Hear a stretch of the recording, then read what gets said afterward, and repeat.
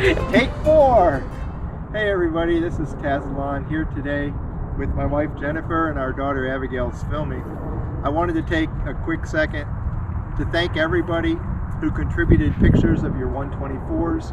I hope you enjoy this short look at the history of both classic and modern 124 Spyders.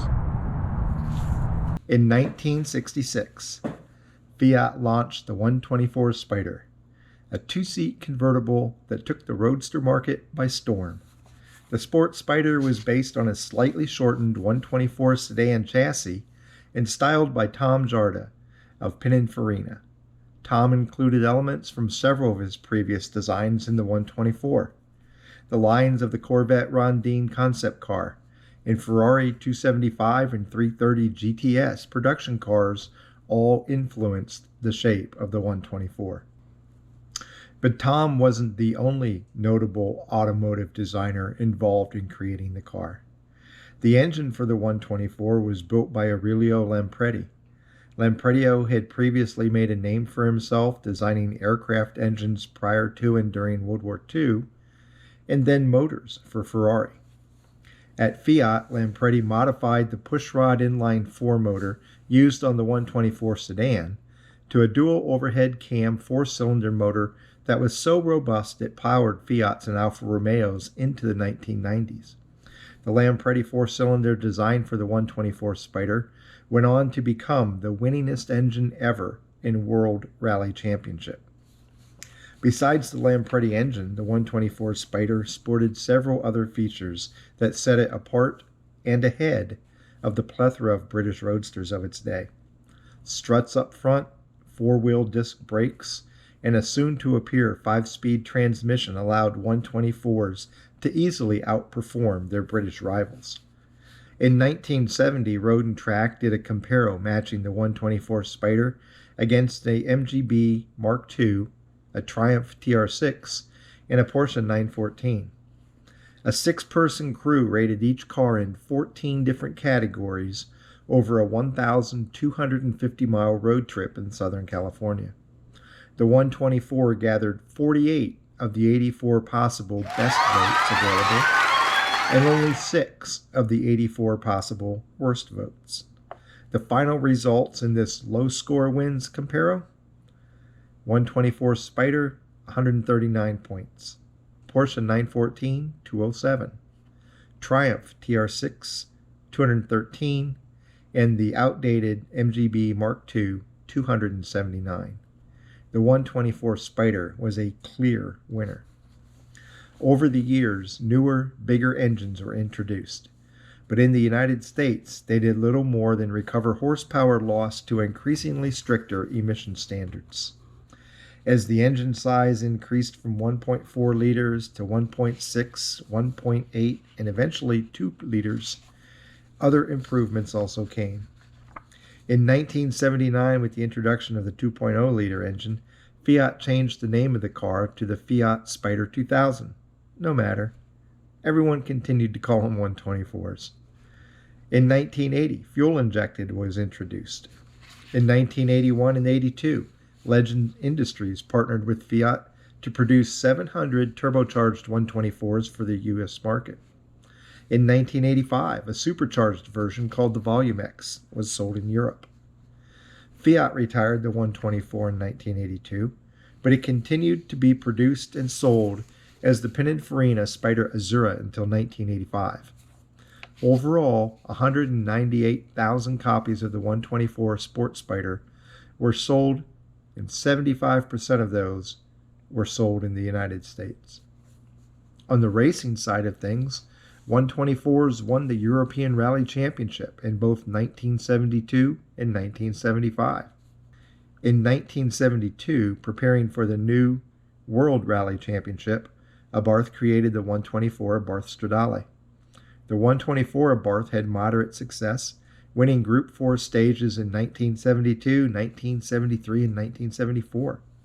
At the 1974 Portuguese Rally, 124s swept the podium, taking first, second, and third. The 124's rally career ended in 1976, when Abarth switched to the Fiat 131. Today, thousands of vintage 124s remain on the road, making it an excellent, affordable, classic roadster to own. Companies such as Auto Ricambi, Midwest Bayless, Mr. Fiat, Ricambio in the UK, Vix Autosports, and many more cater to vintage 124 owners, so parts are relatively cheap and plentiful, and the car's design makes it fairly easy to work on. Fast forward to 2012. Sergio Marchionne was the head of Fiat Chrysler Automobiles. Marchionne wanted to produce a small, sporty car, but didn't want to have to pay for the full cost of developing it. Meanwhile, in Japan, Mazda was looking to produce the next generation of its iconic MX-5. However, the exchange rate at the time had seriously eroded Mazda's profits, despite record sales.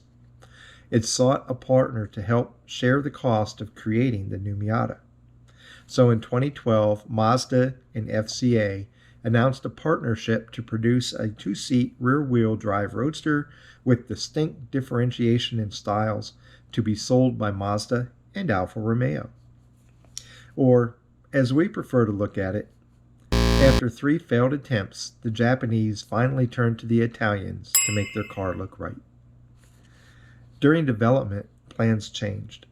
Alfa Romeo would not sell a car built outside of Italy, and Fiat wanted to celebrate the 50th anniversary of its 1966 124 Sport Spider. Thus was born the modern Fiat 124 Spider, announced in 2016 and sold from 2017 to 2020. The modern Spider added to the legacy of the vintage 124. Pininfarina was not involved in the styling of the modern 124. However, the car pays ample homage to that studio's original work. From the shape of the headlights and the shape of the front grille, to the sculpting on the hood, to the lines running from the driver's door to the back of the car, to the shape of the rear taillights, the modern 124 pays its respects to its heritage. Built on the same assembly line at Mazda's Hiroshima factory as the MX-5 ND, the modern 124 differed from the Miata in multiple ways. For starters, although built on the same chassis, it was 5 inches longer. It had the Fiat 1.4-liter multi-air turbocharged engine. While Mazda used a new 6-speed manual transmission for the ND, Fiat chose to go with a slightly reshaped transmission from the MX-5 NC, correctly predicting the previous generation's MX-5 tranny would be better able to handle the 1.4 liters torque. In retrospect, this was a brilliant foresight, as the newer but slightly weaker transmission on the ND developed the bad habit of failing under intense workloads. 75% of the car is Japanese, 20% is Italian, but that 20% is what gives the 124 its soul and qualifies it as an Italian sports car. The motor, suspension tuning, and exterior design are 100% Italian. The rest is just fluff. Some of the parts, like the glass and heat shield for the hood, are Mopar, a fact that confounds Mopar enthusiasts continuously at car shows across the U.S. And no, all you Mopar guys, Dodge didn't buy Fiat. Fiat bought Dodge. Look it up. The modern 124 came in several trim levels. All trim levels had the same 1.4-liter motor. The base level Classica sported 16-inch wheels. The Lusso added fog lights, silver trim around the windshield, and 17-inch wheels. A few Lussos sported a red top. Quite appropriately, they are known as Lusso red tops or red top Lussos. Abarth chipped in with its version of the 124, adding a limited slip differential, sport tune mode, upgraded suspension, and more. Because North American consumers were unfamiliar with the Abarth brand, the Abarth model was sold as the top trim level of the Fiat 124 in the United States. In 2019, an upgraded version of the Classica called the Urbana added 17-inch black wheels, various bits of black trim, and fog lights to the base Classica. Sadly, Fiat barely advertised the 124 in the U.S. Early on, it was featured for a week as the prize car on Wheel of Fortune. but ads in the mainstream media were almost completely non-existent. Despite receiving favorable reviews from automotive magazines and consistently edging out the MX-5 ND on racetrack in tests by professional drivers, most U.S. consumers never knew it existed. Only a few Dodge dealers ever became Fiat studios. Joint Alfa Romeo Fiat dealerships added some more sales locations, but the U.S. distribution network for Fiat simply wasn't up to par. Worse, many U.S. consumers still equated Fiat with its reputation for poor quality Fiat had earned during its first venture onto American soil. As a result, the modern 124 never sold anywhere close to as many units as did the MX-5. While selling well in Europe, emission standards were tightening up there, and the 1.4-liter motor couldn't meet the upcoming stricter guidelines. Then disaster struck and sealed the fate of the modern 124. In the summer of 2018, Sergio Marchionne, the car's champion at Fiat, announced his resignation for health reasons. He died a mere 4 days later. His replacement, Michael Manley, wanted to focus on electric vehicles. While Manley stated Fiat made a profit on every modern 124 sold, he didn't want to invest more money switching them to Fiat's new 1.3-liter engine, a motor which met newer European emission standards. Thus, in 2020, 4 years short of its intended production run, Fiat ceased making the 124. Overall, about 40,000 modern 124s sold worldwide.